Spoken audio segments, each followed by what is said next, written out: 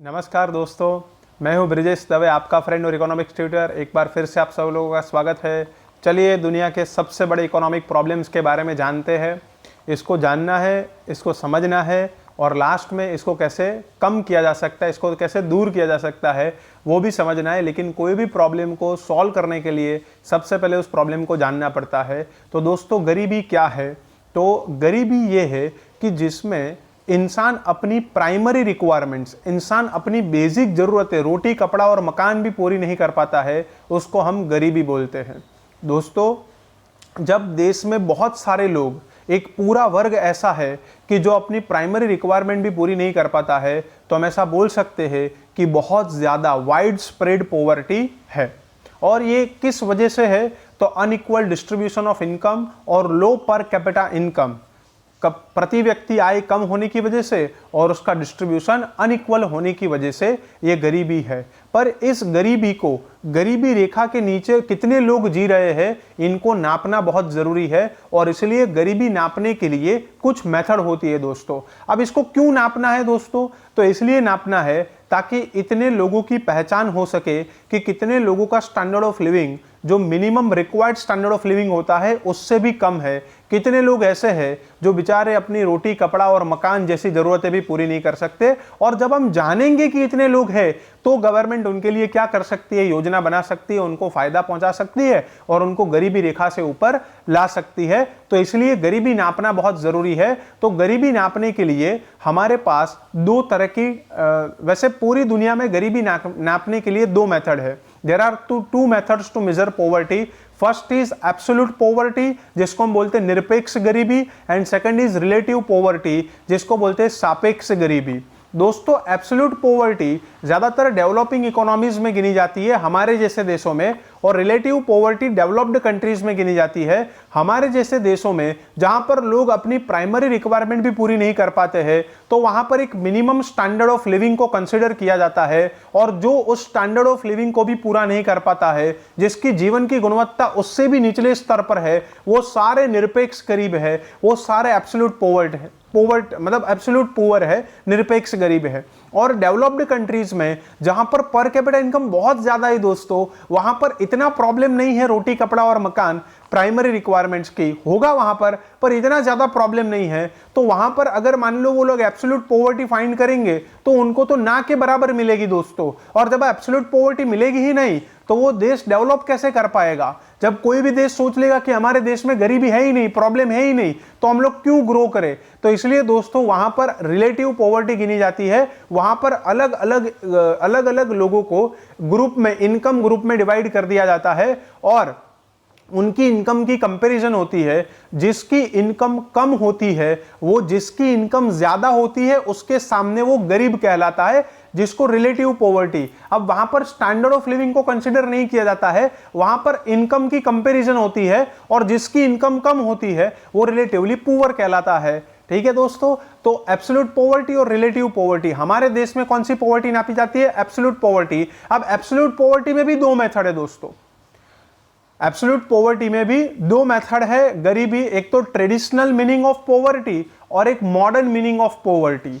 Traditional meaning को बोलते हैं हम इनकम पॉवर्टी, और जो अभी मॉडर्न है जिसको बोलते हैं नॉन इनकम पॉवर्टी। देखते हैं दोस्तों, चलो अब टेक्स्ट बुक में से हम लोग समझते हैं, फिर हम लोग आगे में समझाता हूं। Meaning of poverty: a situation where a major portion of population can not even satisfy their minimum requirements are said to be poor. एक ऐसी स्थिति जिसमें बहुत सारी जनसंख्या के में बहुत सारे लोग अपनी प्राइमरी रिक्वायरमेंट भी पूरी नहीं कर पाते हैं, उनको गरीब बोलते हैं। If a larger population is living below to the minimum required standard of living, then there exist wide spread poverty. दोस्तों, अगर बहुत सारे लोग इस तरीके से जी रहे हैं जो अपना मिनिमम स्टैंडर्ड ऑफ लिविंग से भी नीचे जी रहे हैं, तो हम क्या बोल सकते हैं कि वहां पर बहुत ज्यादा गरीबी है। Many nations of the world have tried to interpret poverty in their way। बहुत सारे देश अपने हिसाब से गरीबी की व्याख्या, गरीबी को समझते हैं, और दुनिया के अलग अलग देशों में गरीबी की व्याख्या जो है वो अलग अलग है। क्योंकि दोस्तों, ये जो गरीबी का ख्याल है ना, ये समय के हिसाब से, स्थल के हिसाब से और समाज के हिसाब से चेंज होता है दोस्तों। आज इंडिया में गरीबी जो नापी जाती है वो इंडिया की सिचुएशन के हिसाब से, अमेरिका में जो गरीबी नापी जाती है वो अमेरिका की सिचुएशन के हिसाब से। अलग अलग देश में सिचुएशन अलग अलग है, तो अलग अलग देश भी जो गरीबी की व्याख्या करते वो भी अलग अलग है। But poverty being a relative concept, it's meaning changes with change in time, place and society. समय, समाज और स्थल के हिसाब से गरीबी की व्याख्या में परिवर्तन आता है। It means in most of the interpretation of poverty, an average standard of living is considered as base, and existing inequalities in society are shows। देखो दोस्तों, ज़्यादातर गरीबी के ख्याल में मिनिमम स्टैंडर्ड ऑफ लिविंग को कंसिडर किया जाता है और जो अनइक्वालिटी है वो बताता है, मतलब इनकम की इनइक्वालिटी कितनी है वो बताता है। अगर इनकम की इनइक्वालिटी ज़्यादा है तो गरीबी भी ज़्यादा होगी, और अगर इनकम की इनइक्वालिटी कम है, मतलब डिस्ट्रीब्यूशन अनइक्वल अगर कम है तो गरीबी भी कम होगी। Hence, there exists a difference in the level of poverty। इसलिए अलग अलग देशों में गरीबी के प्रमाण में भी, गरीबी का प्रमाण भी अलग अलग है। In this context, poverty can be divided into two parts। First is traditional meaning of poverty or income poverty, and second is modern meaning of poverty or non-income poverty। ध्यान से सुनना दोस्तों, उसके बाद आप लोग पढ़ लेना, बहुत ही ईजी कॉन्सेप्ट है दोस्तों। अगर आपको मैं ऐसा बोलूँ कि आपको कौन सा कॉन्सेप्ट इसमें से बहुत अच्छा लगता है, इनकम पॉवर्टी या नॉन इनकम पॉवर्टी, तो सुन के आपको ऐसा लगेगा सर इनकम पॉवर्टी जबरदस्त होगा। नहीं, इसमें इनकम पॉवर्टी है ना, उसकी कुछ लिमिटेशंस है।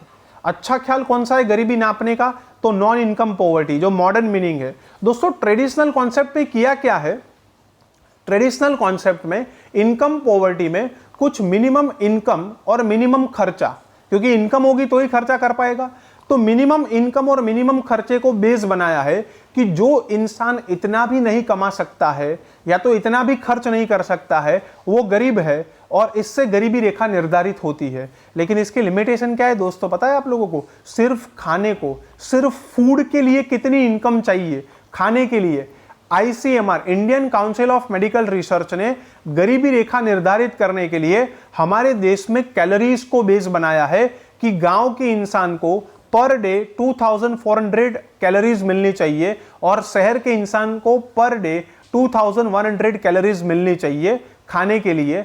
जिस इंसान को इतनी कैलोरीज का खाना भी नहीं मिलता है वो गरीब कहलाता है। ICMR ने ये बताया था, पूरा जो खाका रखा था सेंट्रल गवर्नमेंट के सामने, और गवर्नमेंट ने फिर उसको एक्सेप्ट भी किया। लेकिन दोस्तों इसकी लिमिटेशन क्या थी ट्रेडिशनल मीनिंग में, कि सिर्फ कैलोरी के लिए, मतलब 2400 कैलोरी के लिए शहर के इंसान के पास कितने रुपए होने चाहिए, तो एक रुपए डिसाइड किए। अगर उतने रुपए भी उसके पास नहीं है तो वो गरीब है। अब दोस्तों, अब आप समझो दोस्तों, क्या गरीबी सिर्फ खाने से निर्धारित होती है? अगर मुझे 2400 कैलोरी का खाना मिल गया तो क्या मैं गरीब नहीं? अगर गांव के इंसान को 2400 कैलोरी चाहिए और शहर के इंसान को 2100 कैलोरी, 2100 कैलोरी, तो क्या शहर के इंसान को 2100 कैलोरी का खाना मिल गया और गांव के इंसान को 2400 कैलोरी का खाना मिल गया तो वो बोल सकता है कि अब मैं अमीर हूं, अब मैं गरीब नहीं हूं? नहीं दोस्तों। तो इसके जो ट्रेडिशनल कॉन्सेप्ट है, ट्रेडिशनल मीनिंग है पॉवर्टी का, उसकी लिमिटेशन क्या है कि यहां पर सिर्फ खाने को ही गिना है, सिर्फ फूड को ही गिना है और किसी को भी गिना नहीं है। दोस्तों भूख एक शारीरिक स्थिति है और गरीबी एक अभाव की स्थिति है। भूख जो हंगर है वो एक शारीरिक स्थिति है और जो गरीबी है वो एक आर्थिक स्थिति है, वो अभाव की स्थिति है। गरीबी में minimum standard of living decide किया जाना चाहिए, जिसमें खाने के अलावा इलेक्ट्रिसिटी, हाउसिंग, क्लोथ्स, ठीक है, अपॉर्चुनिटी ऑफ एम्प्लॉयमेंट, ये सब कुछ भी कंसिडर करना चाहिए। एजुकेशन मिल रहा है कि नहीं मिल रहा है, ये minimum standard of living consider करना चाहिए। सिर्फ खाना ही सिर्फ फूड ही कंसिडर करना चाहिए नहीं। तो ट्रेडिशनल कॉन्सेप्ट में सिर्फ फूड के लिए कितने पैसे चाहिए, सिर्फ वही कंसिडर किया जाता है, तो ये गरीबी रेखा भूखमरी की रेखा बन जाती है दोस्तों, ये स्टारवेशन लाइन बन जाती है। यहां पर तो हमें इतना पता चलता है कि कितने लोगों को खाना भी नहीं मिलता है दोस्तों। तो गरीबी रेखा निर्धारित करते हुए हमारे पास दो तरह की मतलब traditional meaning of poverty and modern meaning of poverty. किस तरीके से पॉवर्टी ढूंढेंगे, तो ट्रेडिशनल मीनिंग में खाने के लिए जो खर्चा चाहिए, अगर वो खर्चा भी आप नहीं कर सकते हो, अगर इतनी भी इनकम नहीं है इंसान के पास, तो वो गरीब है। ये गलत, मतलब ये इसकी ये लिमिटेशन ये है कि इसमें सिर्फ फूड को ही कंसिडर किया जाता है। और मॉडर्न मीनिंग ऑफ पॉवर्टी अच्छा है दोस्तों, नॉन इनकम पॉवर्टी, इसमें स्टैंडर्ड ऑफ लिविंग को कंसिडर किया जाता है। इसमें food, health, education, housing, clothes, ये सब कुछ कंसिडर किया जाता है। और अगर मान लो कि ये नहीं मिलता है किसी को तो वो गरीब है। तो ये अच्छा ख्याल है दोस्तों, और इसलिए हम लोगों ने सेकंड चैप्टर में HDI वाला कॉन्सेप्ट समझा था कि ह्यूमन डेवलपमेंट इंडेक्स, उसमें बहुत सारे एस्पेक्ट्स होते थे। PQLI समझा था, उसमें बहुत सारे एस्पेक्ट्स होते थे।